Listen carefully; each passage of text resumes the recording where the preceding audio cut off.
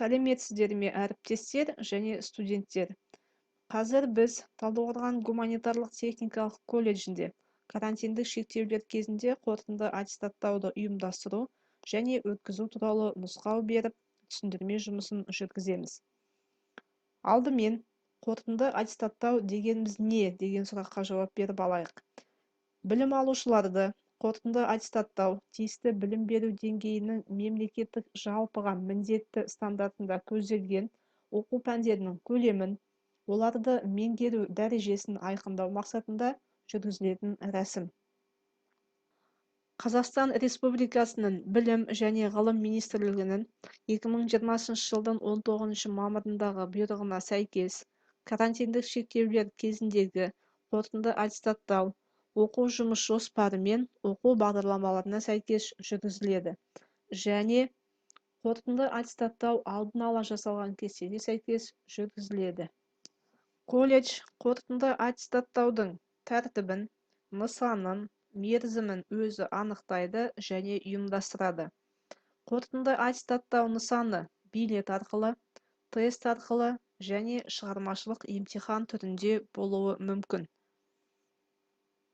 Егер қорытынды аттестаттау тест түрінде болған жағдайда, тапсырманы орындауға кететін уақытты шектеу мүмкіндігі бар автоматтандырылған тест жүйесі қолданылады. Жалпы емтиханға 3 сағат беріледі. Жеңіл сұрақтан күрделене беретін 60 сұрақ болады. Платон жүйесі қорытынды аттестация бағасын бірден көрсетеді. Тест тапсырмаларын, емтихан сұрақтарын, шығармашылық емтихан тапсырмаларын колледж алдын ала дайындайды және жалпыға қолжетімді болу үшін қашықтықтан оқыту порталына орналастырады. Колледж емтихан басталғанға дейін 3-5 жұмыс күні бұрын вебинар өткізеді. Оның барысында емтихан өткізудің барлық рәсімдері жан-жақты түсіндіріліп, әр қадамы пысықталады. Қорытынды аттестаттау емтихан түрінде болған жағдайда. Онлайн режимінде емтихан қабылдау үшін қорытынды аттестаттау комиссиясы құрылады және 1 ай бұрын директордың бұйрығымен бекітіледі. Қорытынды аттестаттау комиссиясының құрамында білім басқармасының тұлғалары, жұмыс беруші мекемелердің өкілдері және колледж әкімшілігі мен оқытушылары болады. Емтихан қабылдау тәртібімен білім алушылар 20 жұмыс күн мерзімінде электрондық пошта арқылы таныстырылады. Қорытынды аттестаттау қорытындысы білім беру ұйымының интернет ресурсында орналастырылады.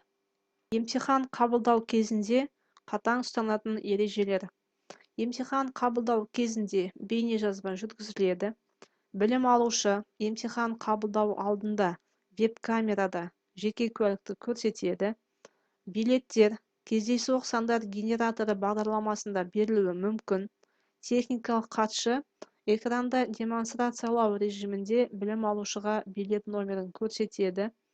Білім алушыға сұрақтарға жауап беруге 15 минут беріледі.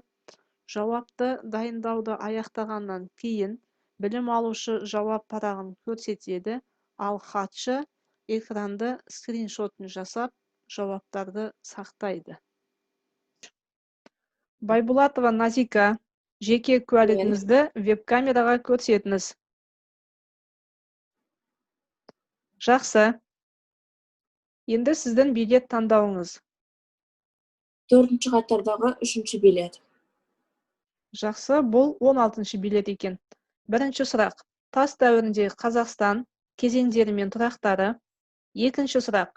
Қазақстандағы 1916 жылғы ұлт-азаттық қозғалыстың басталуы және сипаты. Үшінші сұрақ. Ұжымдастыру сөзіне анықтама. Сізге берілетін уақыт 15 минут. Істе сәт.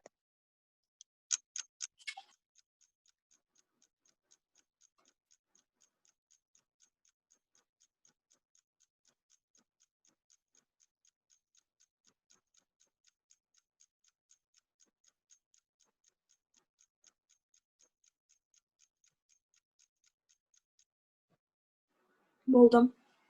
Жақсы. Жауап парағыңызды веб-камераға ұстаңыз. скриншот жасалды. Енді қысқаша сипаттама беріп өтіңіз.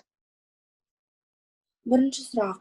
Тас дәуірінде үш кезеңге бөлінеді: палеолит, мезолит, неолит. Алғашқы адамдардың үш типі болды. Біріншісі епті адам, екіншісі тік жүретін адам, үшіншісі саналы адам. Екінші сұрақ. 1916 жылғы ұлт азаттық қозғалыс Ресей патшасының жарлығынан дейін туылды. Бұл көтеріліс Қазақстанның екі аймағында өтті: Жетісу және Торғай.